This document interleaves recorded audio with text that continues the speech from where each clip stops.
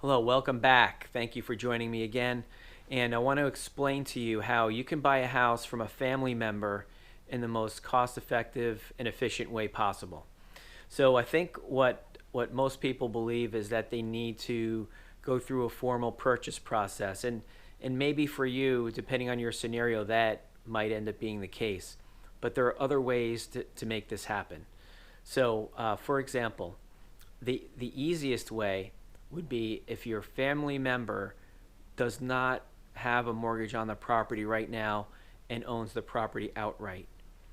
If that's the case, the best way to handle this would be in a couple of steps. One, you get this family member to add you to the deed, so you're also an owner of the property. Now, again, no mortgage on the property. First step is they add you to the deed, right? Then what happens is then you can refinance the property in your name only, and then during that process you change the deed and have the family member's name removed and you're the only one left. Where that makes sense is if the property is worth a lot more than what you're buying it for. Let's take this example. Let's say one of your family members has a house worth 250,000, but they're willing to sell it to you for 200,000. Okay? Now, if you were going through a normal purchase process and you were buying it for 200,000, now the lender is going to ask you for a down payment on that 200.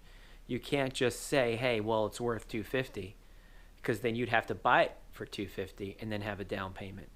So the best way to handle this would be to refinance it after already being added to the deed by your family member. You can refinance it for 200, and it's a cash out refi. It's worth 250, no problem. After closing, you hand your family member the check for 200,000 and you're done. Again, that works when you do not have a mortgage balance. Your family member doesn't have a mortgage balance. Okay, so now the other way is they do have a mortgage balance and they want to sell you the property, and they still might be giving you a discount. So then you're going to go through the traditional purchase process. However, if they're giving you a gift of equity, meaning they want to give you a discount on the property, on paper they're going to sell it to you for the normal price. That other example, 250.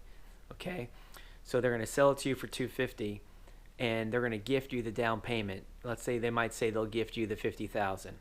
Okay, and then you're buying it for 200. That's just another way to look at it. Maybe it's not that much of a gap. Maybe they're going to gift you 10,000. That helps with your down payment because a lot of loan programs allow for gifts. Conventional FHA, VA, for example, you can get a gift of equity from a family member. So that's another way to buy a house from a family member. The good thing is it's very easy and you have more options when you're dealing with a family member versus a stranger or just a distant friend. There are a lot of different rules in place. They don't allow those types of gifts when it's a friend, so or a stranger. So hopefully that helps answer a couple of your questions on buying a property from a family member or home from a family member. I would appreciate you hitting that like button if this video helped you. That just sends a signal to me that it was helpful, and I'll continue to make similar videos and content like this in the future. Thanks for watching, and I'll see you next time.